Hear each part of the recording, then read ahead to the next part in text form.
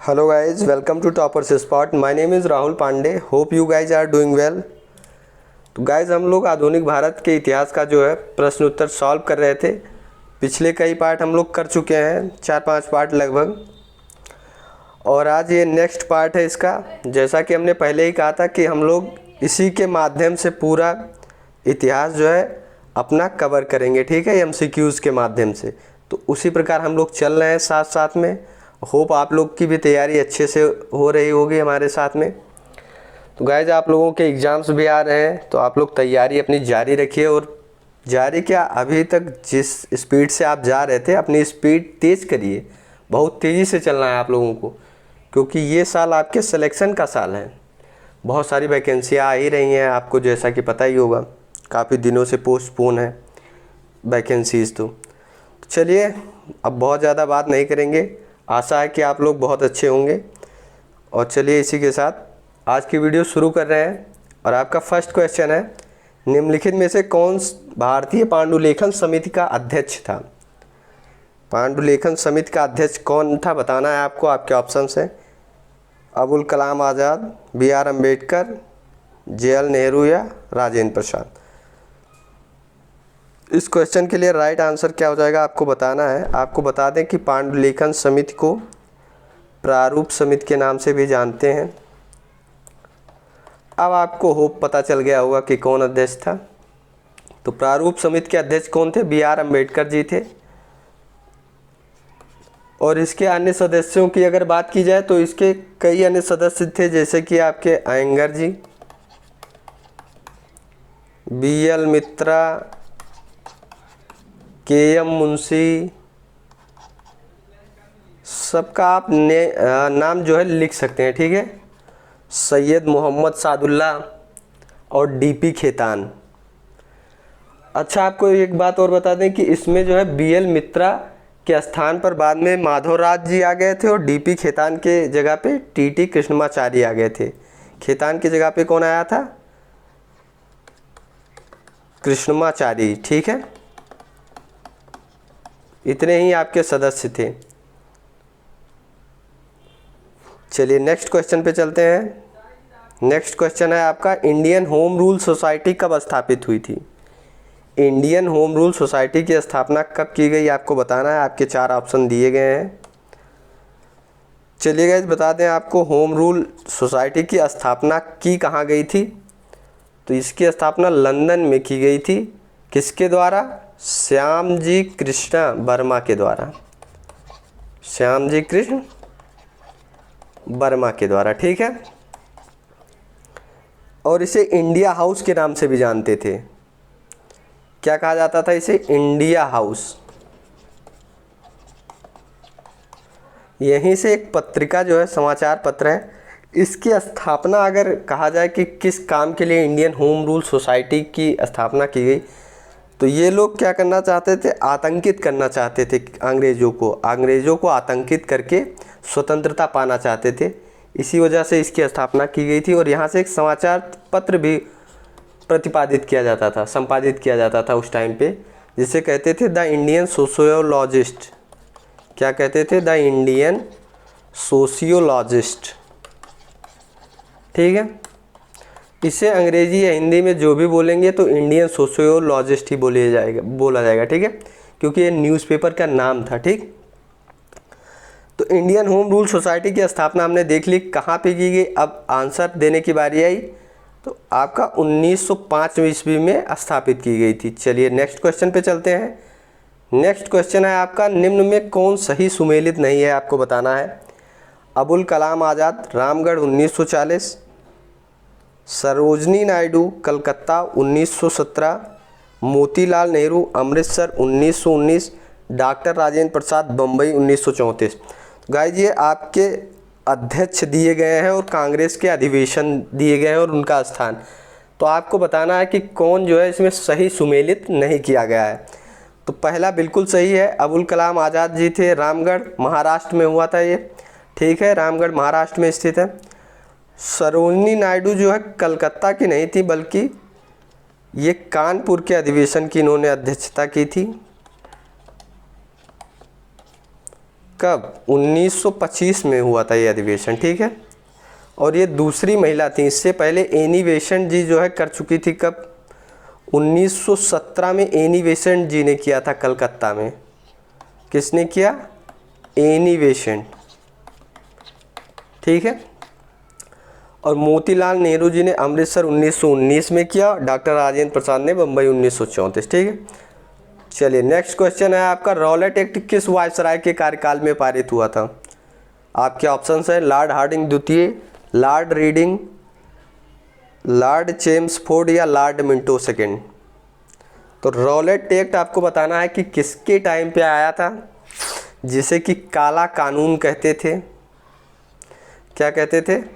काला कानून कहा जाता था, या बिना दलील, बिना वकील, बिना दलील और बिना अपील और बिना वकील बोलते थे इसे। बिना अपील, बिना वकील, बिना दलील, बिना अपील, बिना वकील के कानून कहा जाता था। ऐसा क्यों कहते थे? क्योंकि इसमें कोई भी रोक नहीं थी। पुलिस जब चाहे आपको सस्पेशन के आधार पर आपको सस्पेक्ट बना के ले जा सकती थी, ठीक है। ज़रा सा उसे लग जाए कि आप किसी क्रांतिकारी घटना में शामिल हैं तो आपको तुरंत वो बिना किसी देरी के ले जा सकते थे, बिना कोई अपील के, बिना आपकी सुनवाई के आपको सज़ा भी मिल सकती थी लगभग 2 साल के लिए, ठीक है। तो ये किसके काल में हुआ था? आपका 1919 के टाइम पे हुआ था, जब आपका लॉर्ड चेम्सफोर्ड, कौन थे उस टाइम पे? Lord Chelmsford. 1916 से 21 तक ये रहे हैं आपके लॉर्ड चेम्सफोर्ड, ठीक है। अच्छा, ये आया क्यों था? अगर बात करें लॉर्ड रॉलेट एक्ट, तो एक अध्यक्ष थे आपके इसके, सर सिडनी रॉलेट की अध्यक्षता में आया था। सर सिडनी रॉलेट की अध्यक्षता में आया था, ठीक है।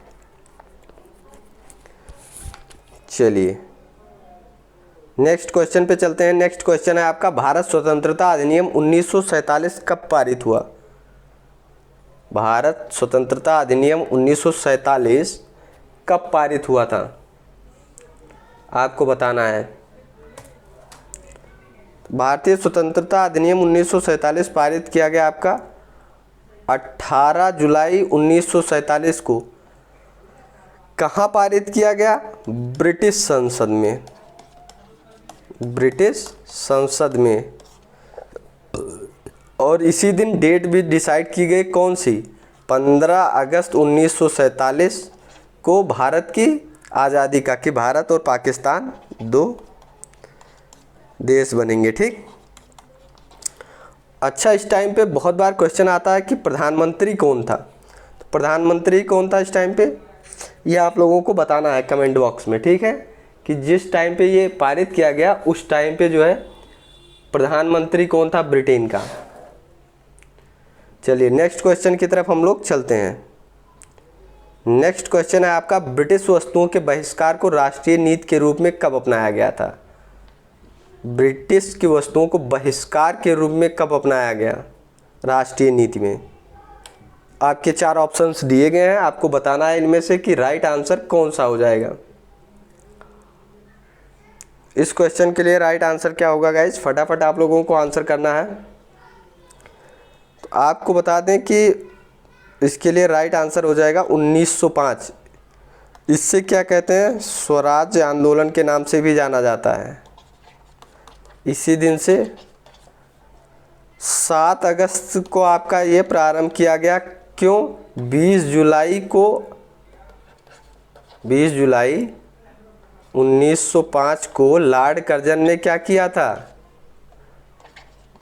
बंगाल के विभाजन के फलस्वरूप ही बहिष्कार का एक प्रस्ताव पारित किया गया कि जो है जितनी भी वस्तुएं ब्रिटेन से आने वाली उन सब का बहिष्कार किया जाएगा, स्वदेशी मूवमेंट चलाया जाएगा, स्वदेश की जितनी वस्तुएं हैं उनका उपयोग किया जाएगा, ठीक है। चलिए नेक्स्ट क्वेश्चन की तरफ चलते हैं। नेक्स्ट क्वेश्चन है आपका, स्वतंत्रता का नौग्रहित तिरंगा पहली बार कब लहराया गया? गाइज आपको बताना है, आपके ऑप्शन है 31 दिसंबर 1928, 31 दिसंबर 1929, 31 दिसंबर 1930 या 31 दिसंबर 1931। आपको राइट आंसर बताना है इस क्वेश्चन के लिए। तो स्वतंत्रता का नवगृहित तिरंगा जो है पहली बार कब लहराया गया? 31 दिसंबर 1929 को लाहौर अधिवेशन में। कौन से अधिवेशन में? लाहौर अधिवेशन में।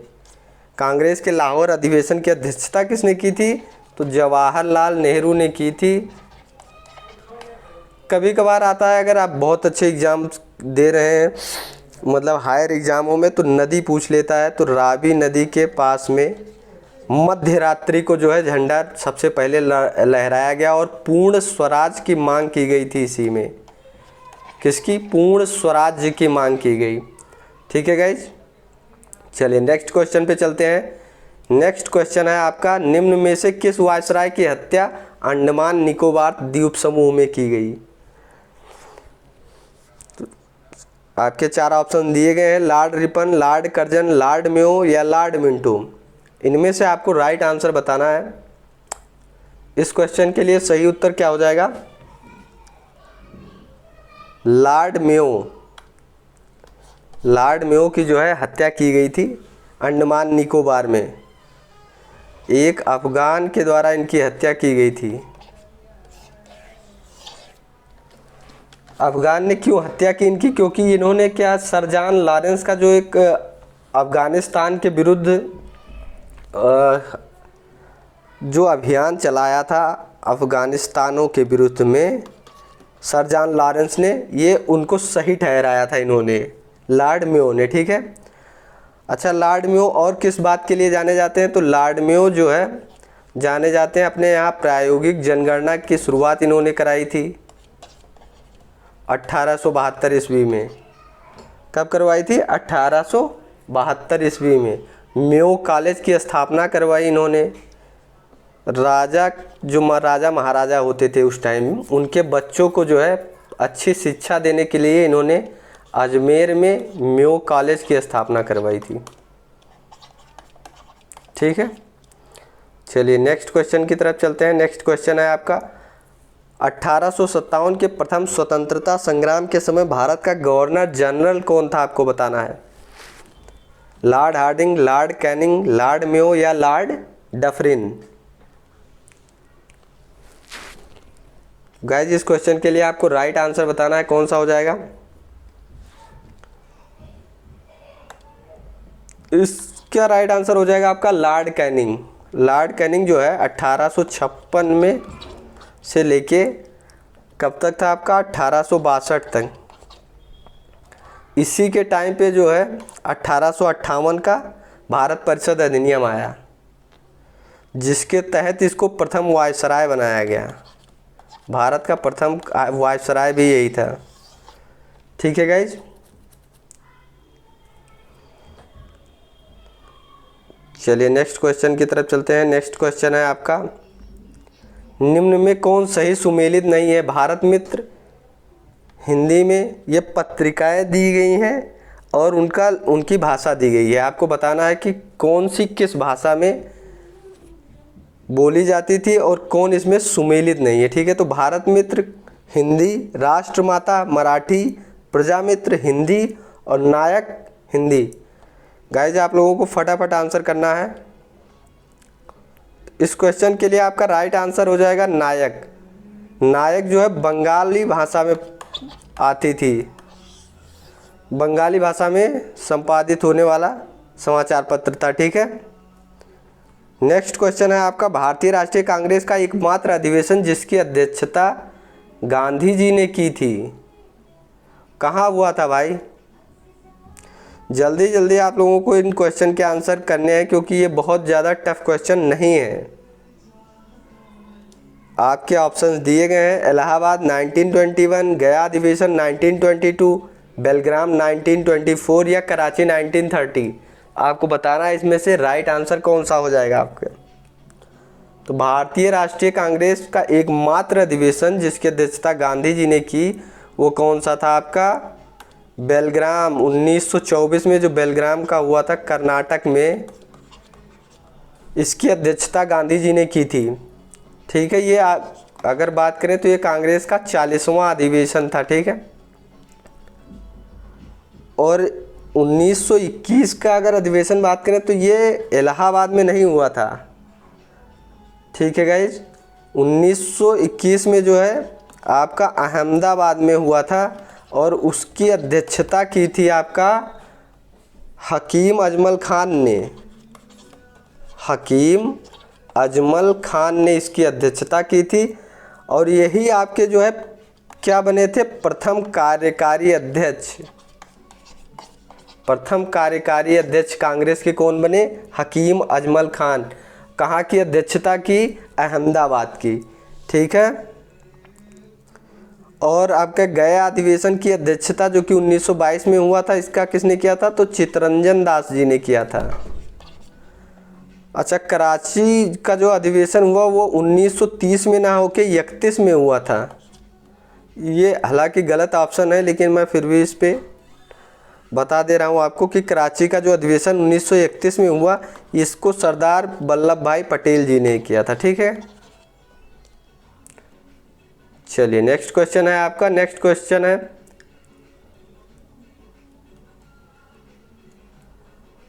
भारतीय राष्ट्रीय कांग्रेस ने अपने किस अधिवेशन में भारत सरकार अधिनियम 1935 को अस्वीकार कर दिया था। तो आपके चार ऑप्शन दिए गए हैं, रामगढ़ अधिवेशन 1940, लखनऊ अधिवेशन 1936, फैजपुर अधिवेशन 1937। तो आपको बताना है इनमें से किस अधिवेशन में आपका भारत सरकार अधिनियम 1935 को जो है समाप्त अस्वीकार कर दिया गया था। समाप्त या समाप्त करने का तो कोई प्रश्न ही नहीं बनता। ठीक है, तो लखनऊ के 1936 अधिवेशन के दौरान में भारत सरकार अधिनियम 1935 को क्या किया, अस्वीकार कर दिया गया था। इसकी अध्यक्षता JL नेहरू जी ने की थी। JL नेहरू मीन्स जवाहरलाल नेहरू जी ने, ठीक है, इसकी अध्यक्षता की थी। इसको क्यों अस्वीकार कर दिया गया, क्योंकि ये आपके साइमन कमीशन जो आया था आपका 1927 में, उसी के क्या कहते हैं आधार पर ये बनाया गया था। जो साइमन कमीशन था उसी की रिपोर्ट पे इसको बनाया गया था। ठीक है, साइमन कमीशन की रिपोर्ट पर बनाए जाने के कारण ही इसे क्या किया गया, अस्वीकार कर दिया गया था। चलिए नेक्स्ट क्वेश्चन पे चलते हैं। नेक्स्ट क्वेश्चन क्या है आपका, बाबा रामचंद्र ने किसानों को संगठित किया था। आपको बताना है कि बाबा रामचंद्र ने किसानों को कब संगठित किया था, कहाँ पे संगठित किया था, अवध में, बिहार में, आंध्र में या बंगाल में। बाबा रामचंद्र जो थे वो किसानों के नेता थे और एक सुप्रसिद्ध जो है स्वतंत्रता सेनानी भी थे, और इन्होंने अवध वाले क्षेत्र में, ये प्रतापगढ़ से थे, तो मतलब अवध वाले क्षेत्रों में इन्होंने किसान आंदोलन को जो है प्रमुखता दिलाई थी। निम्नलिखित में कौन सा कथन मोहम्मद अली जिन्ना के संबंध में सही नहीं है, आपको बताना है। वह 2 राष्ट्र सिद्धांत के समर्थक थे। उन्होंने 1940 के मुस्लिम लीग के लाहौर के वार्षिक अधिवेशन की अध्यक्षता की थी। वह सदैव डायरी रखते थे या असहयोग आंदोलन में भाग लिया था। इस क्वेश्चन का राइट आंसर क्या हो जाएगा, आप लोगों को बताना है। तो इस क्वेश्चन के लिए सही उत्तर हो जाएगा वह सदैव डायरी नहीं रखते थे। डायरी वायरी ऐसा कोई सामान वो रखते नहीं थे, पर हाँ वो 2 राष्ट्र सिद्धांत के समर्थक थे, पुरजोर समर्थक थे। ठीक है, और उन्होंने 1940 के मुस्लिम लीग के लाहौर के वार्षिक अधिवेशन की अध्यक्षता भी की थी तथा गांधी जी के असहयोग आंदोलन में भाग भी लिया था। 1907 के कांग्रेस के सूरत अधिवेशन की अध्यक्षता किसने की थी, आपको बताना है। बड़ा मोस्ट इम्पॉर्टेंट क्वेश्चन है, बहुत बार आ जाता है आपका, और इस महत्वपूर्ण क्यों है, इस पर अभी हम चर्चा करेंगे। इसकी अध्यक्षता की थी आपकी रास बिहारी घोष ने 1907 में कहाँ पे हुआ था? ये सूरत में हुआ था। हालांकि ये होने वाला था पहले नागपुर में, पर इसे शिफ्ट कर दिया गया कहाँ? सूरत में। और यहीं पे जो है कांग्रेस का विभाजन हो गया। कांग्रेस का विभाजन किन दो दलों में हो गया? नरम दल और गरम दल में। अच्छा, गरम दल का जो प्रभुत्व था वो कांग्रेस पर ज़्यादा नहीं था, ज़्यादा प्रभुत्व अगर कहा जाए तो किसका था? नरम दल वालों का कांग्रेस पे। यानी कि नरम दल की अगर सामान्य भाषा में समझा जाए तो नरम दल वालों का ही चलता था कांग्रेस के अंदर, गरम दल वालों को ज़्यादा तवज्जो नहीं दी जाती थी, ज़्यादा प्रमुखता नहीं दी जाती थी। ठीक है, चलिए नेक्स्ट क्वेश्चन पे चलते हैं। नेक्स्ट क्वेश्चन है आपका, स्वतंत्रता के समय भारतीय राष्ट्रीय कांग्रेस का अध्यक्ष कौन था? आपको बताना है। मौलाना अबुल कलाम आज़ाद, पट्टाभी सीतारमैया या JB कृपलानी या इनमें से कोई नहीं। तो गाइज आप लोगों को राइट आंसर चूज करना है। इस क्वेश्चन के लिए सही उत्तर हो जाएगा JB कृपलानी जो थे स्वतंत्रता के समय जो है यही थे। 1946 में ये बने थे, मेरठ के अधिवेशन के अध्यक्ष, मेरठ के अध्यक्ष बने। और तभी से ये स्वतंत्र, जब तक स्वतंत्र नहीं हुआ देश हमारा तब तक यही थे JB कृपलानी। और 1948 में जाके कौन बना? पट्टाभी सीतारमैया जी बन गए। 1948 में जयपुर में अधिवेशन हुआ था कांग्रेस का। ठीक है, और मौलाना अबुल कलाम आज़ाद जो है ये 1940 से लेके 1946 तक लगातार अध्यक्ष रहे। और उसका कारण ये था कि जो रामगढ़ का अधिवेशन था 1940 में, रामगढ़ महाराष्ट्र में, उसमें जो क्या हुआ कि उसके बाद से कोई अधिवेशन ही नहीं हुआ कांग्रेस का 1946 तक। तो लगातार अबुल कलाम आज़ाद 6 वर्षों तक थे। फिर उसके बाद JB कृपलानी हुए और हमारा देश आज़ाद हुआ फिर 1947 में। ठीक है, चलिए नेक्स्ट क्वेश्चन है, आज़ाद हिंद फौज के अधिकारियों को उनके लाल किले में चल रहे मुकदमे में उनके पक्ष से निम्नलिखित में से किसने वकालत की थी? तो आपको बताना है कि जो आज़ाद हिंद फौज के अधिकारी थे, सैनिक थे, उनके ऊपर जो लाल किले में मुकदमा चलाया गया उनकी तरफ से वकील कौन था? गाइस आपके ऑप्शंस दिए गए हैं, CR दास, मोतीलाल नेहरू, MA जिन्ना या सप्रू। आपको बताना है इसमें से राइट आंसर क्या हो जाएगा। तो आज़ाद हिंद फौज की अगर बात करें तो आज़ाद हिंद फौज जो है इसके सिपाहियों ने 1945 में समर्पण कर दिया और इनके ऊपर मुकदमा चलाया गया कहाँ? लाल किले में। तो इनके जो प्रमुख वकील थे ये थे भूला भाई देसाई।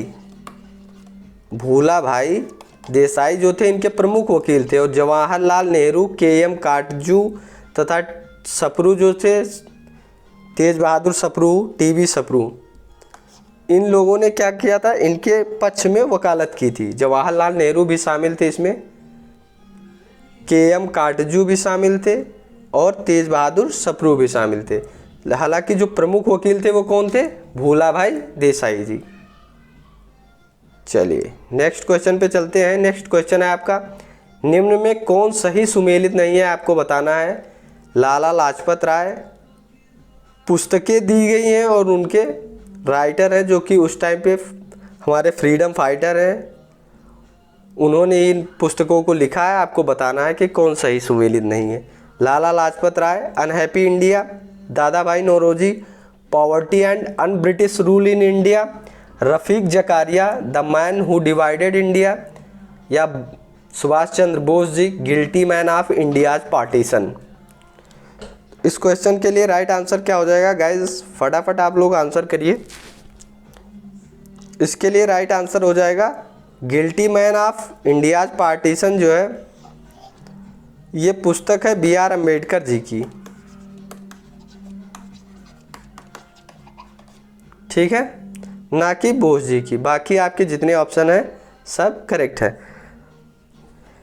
नेक्स्ट क्वेश्चन है आपका, भारतीय ब्रह्म समाज की स्थापना किसने की थी? आपके ऑप्शन है राजा राम मोहन राय, केशव चंद्र सेन, देवेंद्र नाथ ठाकुर या ईश्वर चंद्र विद्यासागर। तो भारतीय ब्रह्म समाज की स्थापना जो है किसने की थी? ये 1866 में हुई।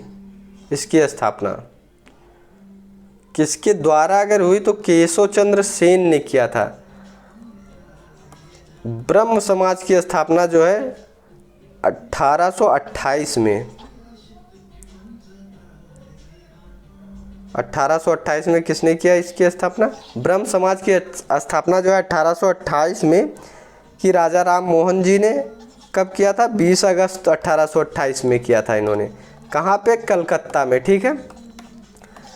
लेकिन इनके बाद में राजा राम मोहन राय जी के बाद में इसका जो है कार्यभार संभाला केशव चंद्र सेन और देवेंद्र नाथ ठाकुर। ये दोनों लोग इसके अन्य महत्वपूर्ण जो सदस्य थे इन्होंने संभाला, पर ये बाद में 1866 में जाके टूट गया। दोनों लोग के मत अलग अलग थे जिसकी वजह से ये टूट गया। तो केशव चंद्र सेन ने क्या किया? 1866 में एक भारतीय ब्रह्म समाज की स्थापना कर दी। ठीक है गाइज। तो इस क्वेश्चन के लिए राइट आंसर क्या हो जाएगा? केशव चंद्र सेन ने भारतीय ब्रह्म समाज की स्थापना की। आज के सेशन का लास्ट क्वेश्चन है आपका, सांप्रदायिक पंचाट के बाद निम्न में से कौन संपादित किया गया? मतलब ये घटनाएं दी गई हैं, उनको बताना है आपको कि सांप्रदायिक पंचाट के बाद में कौन सी घटना घटी। लखनऊ समझौता, कराची समझौता, लाहौर समझौता या पूना समझौता। तो इस क्वेश्चन के लिए आपका राइट आंसर क्या हो जाएगा आपको बताना है। सांप्रदायिक पंचाट क्या था? इसमें क्या कहा गया था कि अल्पसंख्यकों के लिए जो है